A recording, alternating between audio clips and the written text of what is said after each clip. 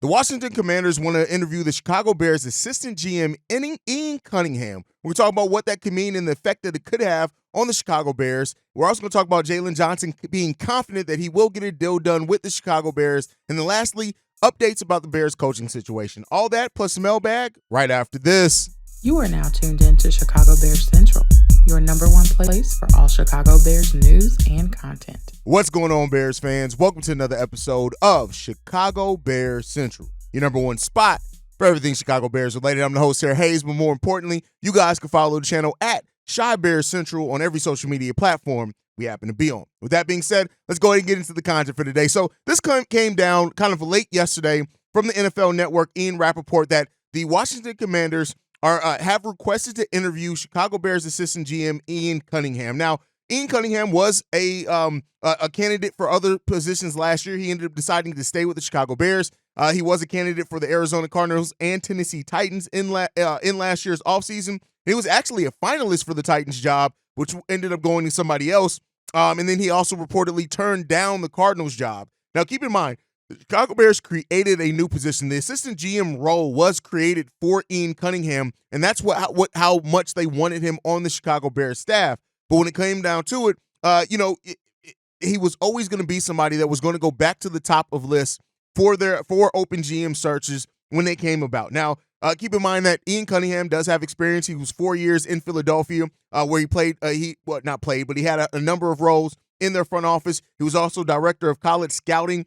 He moved up to director of player personnel, and he was director of player personnel in 2021. So there you go on that one. Now, if Ian Cunningham does end up taking another position, the Bears will benefit from this. They won't just lose it. If the Bears, if he signs with another team as the GM, due to the Rooney Rule, the Chicago Bears will get a third-round compensatory pick for 2 years in a row. So if he does end up accepting another job, the Bears will get some additional third-round picks, and that's not anything to look lightly at. You can get some real talent in the third round of these drafts, depending on how deep they are, and if you scout well, you can get talent either way. And so if Ian Cunningham does move on, it is going to be a hit to the Chicago Bears organization.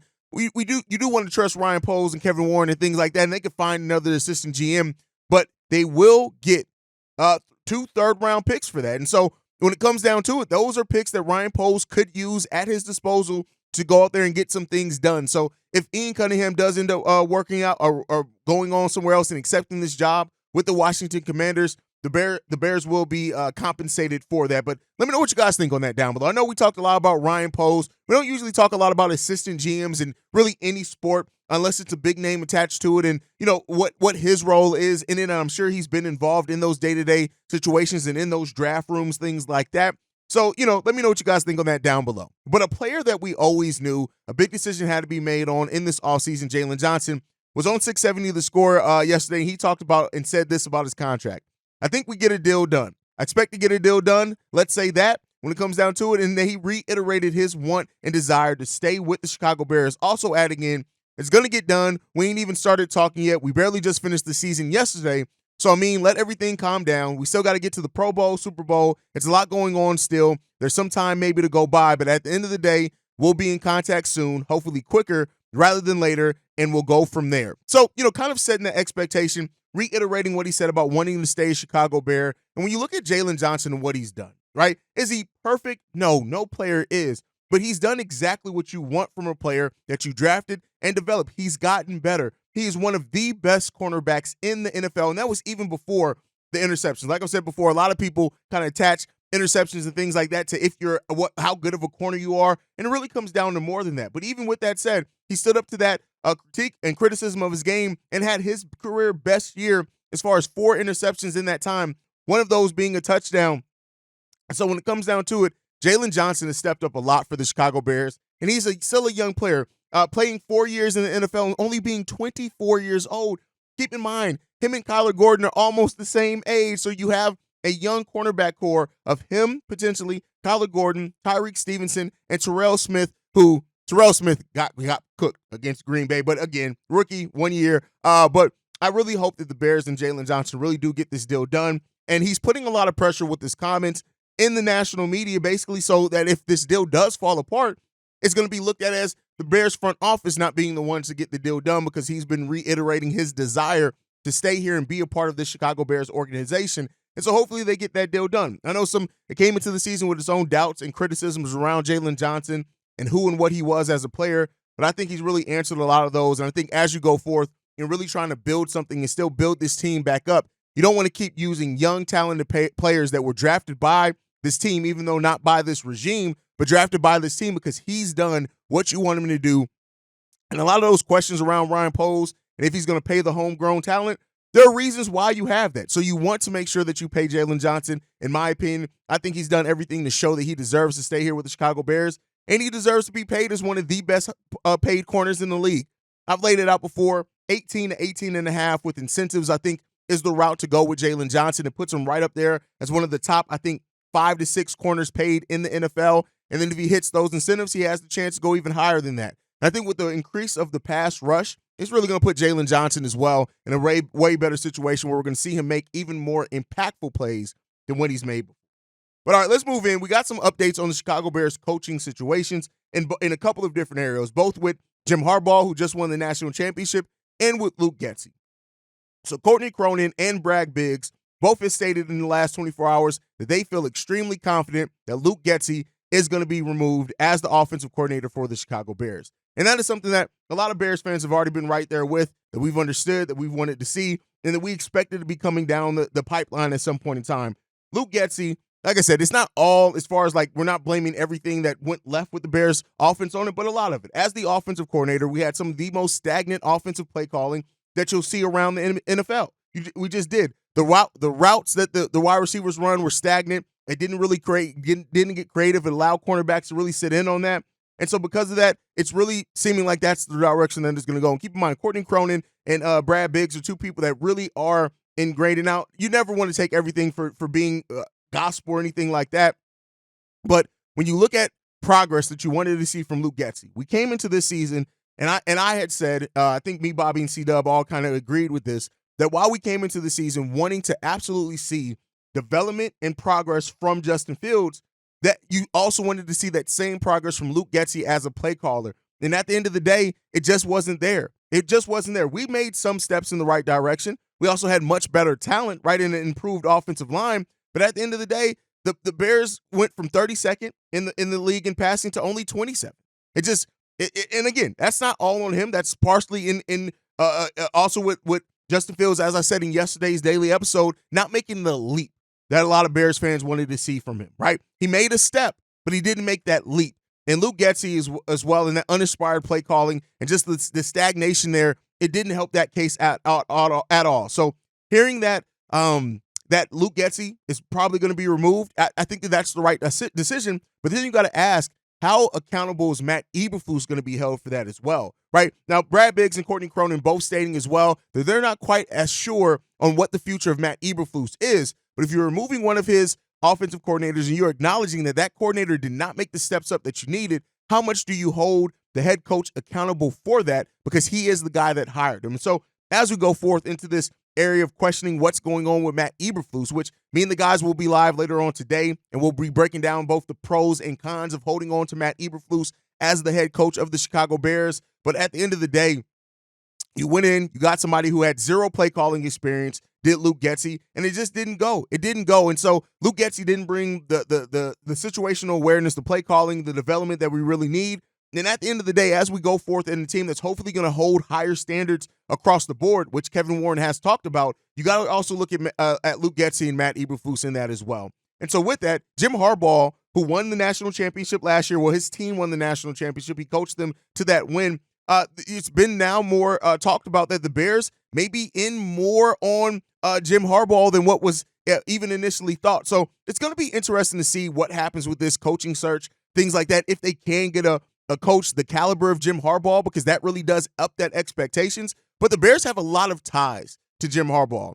When you come down to it, we have a scout on this team in McCarthy who actually is very close with Jim Harbaugh, was on the team when Jim Harbaugh was drafted in 1987, and he has a great relationship with Harbaugh, reported that he has one of the best scout relationships with Jim Harbaugh around. And then you look on top of that, right? We also hired Sean McGee as chief of staff for Matt Eberflus in May of 2022, and McGee came from Michigan, where he was the associate athletic director, again, with Jim Harbaugh. So the Bears and Kevin Warren, we've already talked about Kevin Warren being the commissioner of the Big Ten and has years of experience, 4 years plus in a relationship with Jim Harbaugh. So at the end of the day, there are ties that tied, and I know a lot of Bears fans are really hoping that Jim Harbaugh is the pick, because what that would signify is that the Bears aren't just happy meandering around anymore. That would signal that you are really trying to make a go for it. You're bringing in a coach that has won at every level he has ever coached at.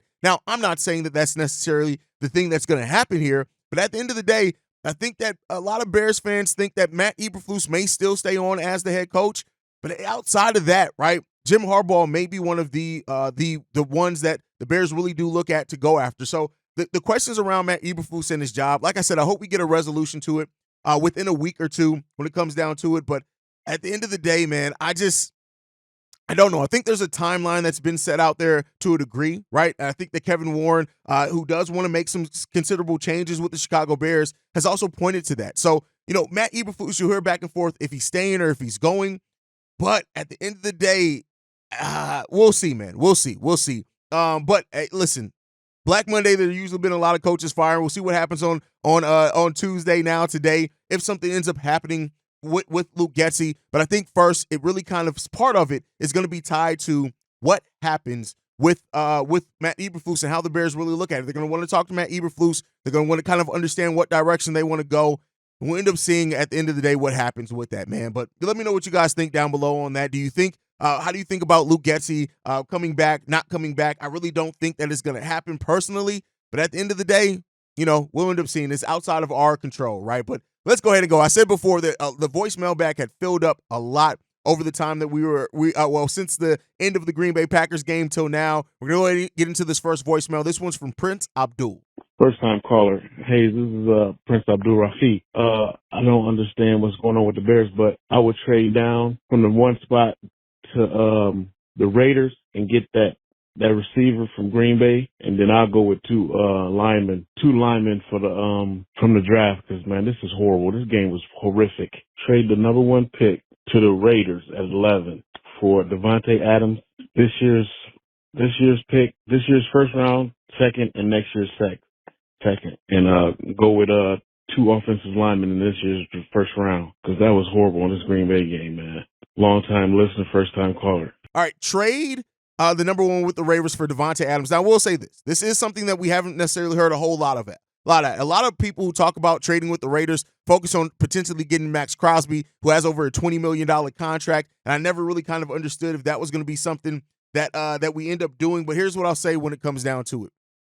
I don't know if the Bears would – you would have to get back, I think, more than what you do in that deal, because there are some really talented wideouts in this draft that you can get. That, not to say that they're going to be right up there with Adams or anything like that, but they are players that you got to look at and say, maybe we believe a little bit more in what they can turn into, right? Devontae Adams is a beast. Make no mistake about it. 6'1", 215 pounds, 1,144 yards receiving this year, 8 touchdowns on top of that. He averaged 11.1 yards per reception. But again, former Green Bay guy. You guys kind of know how I feel about that at this point. But when you look at it, he's had 4 straight seasons of over 1,000 yards. He's 31 years old, though, right? And so that's kind of the part that plays into it as well, is that if the Bears are going to be trading, Max Crosby's a lot younger, right? So there's a bigger kind of understanding on him fitting the timeline. Devontae Adams is 31.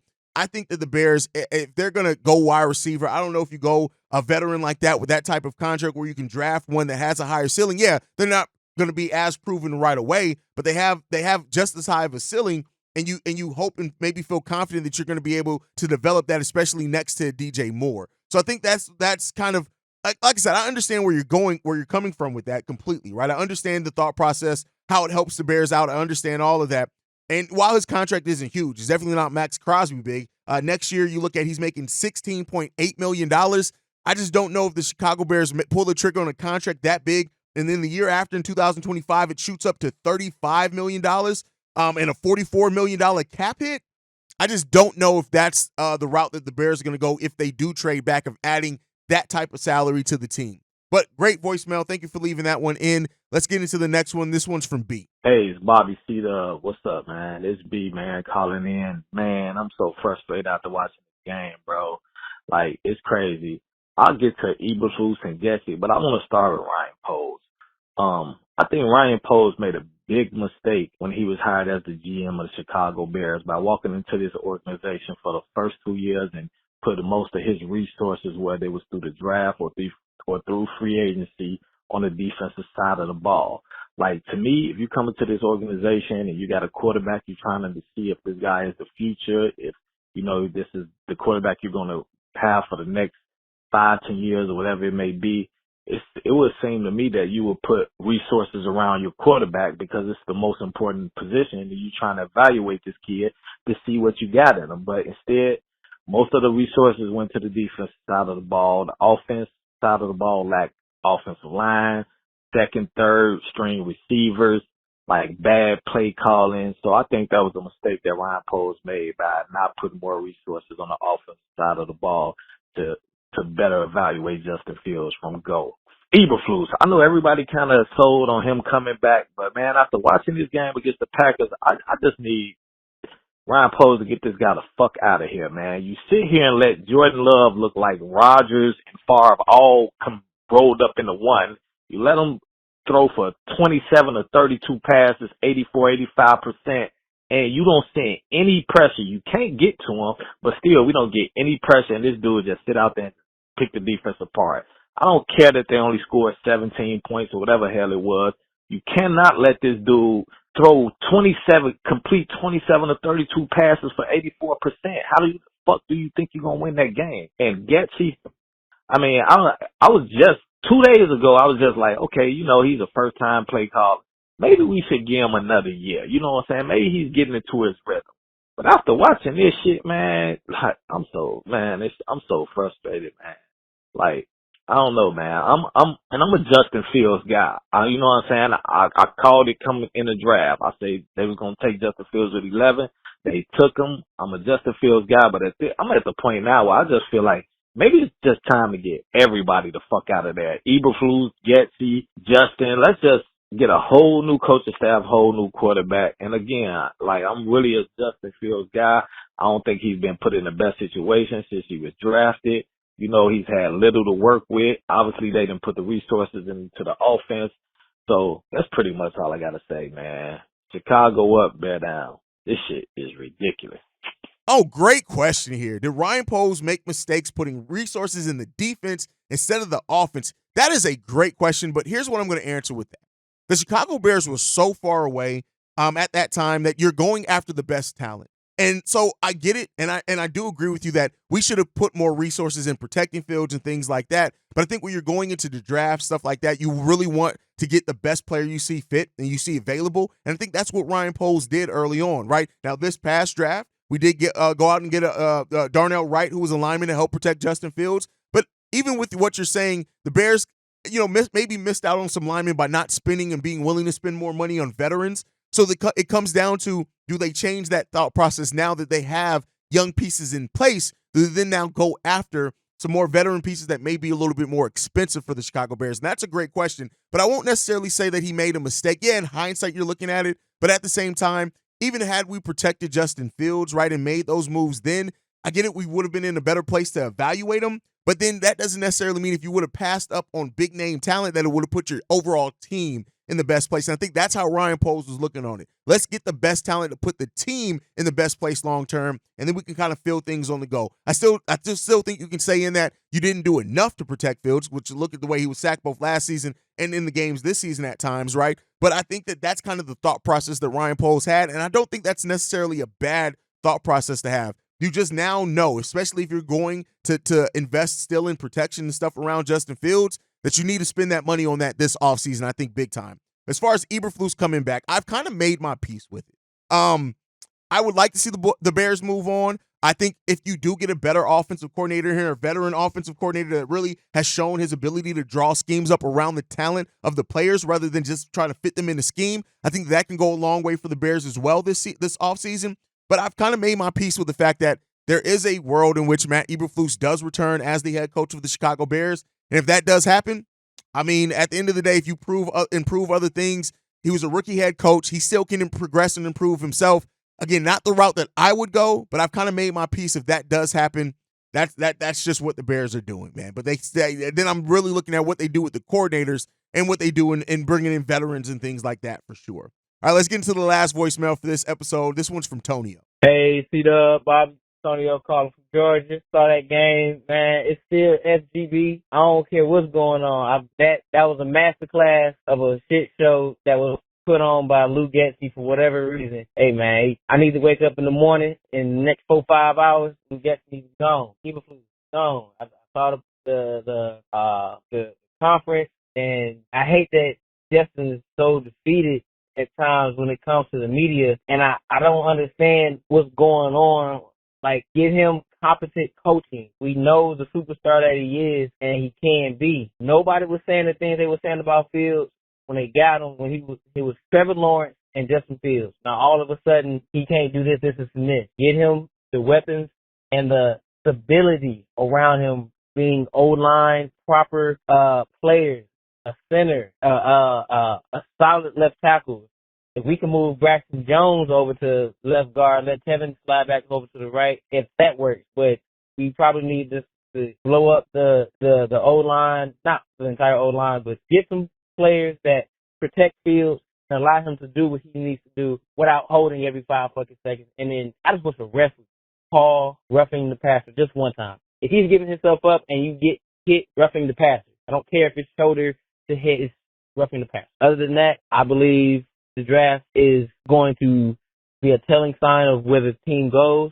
I see Marvin or any type of explosive weapon coming to Chicago soon. If the pick does not get traded, I'm still taking Marvin number 1. What are your thoughts on getting more weapons as far as if Marvin isn't picked, where do you see a mock draft of the players being selected? Other than that, bear down, Chicago up, and SGB. All great points there. Luke Getsy was absolutely a shit show. You called it right. His play calling is absolutely trash. That's why I like the reports that we heard that Luke Getsy's pretty much out of there, right? I like that. As far as getting Fields stability, that is one. If you are going to keep Justin Fields on as your quarterback heading into 2024, you absolutely need stability on that offensive line. You need consistency there. You need a better center. You need better depth. And you need weapons in a wide receiver. I completely agree with you there, and that is really where I hope the Chicago Bears front office goes in this offseason if they do hold on to Justin Fields. And even if they don't, you still got to invest in that O-line,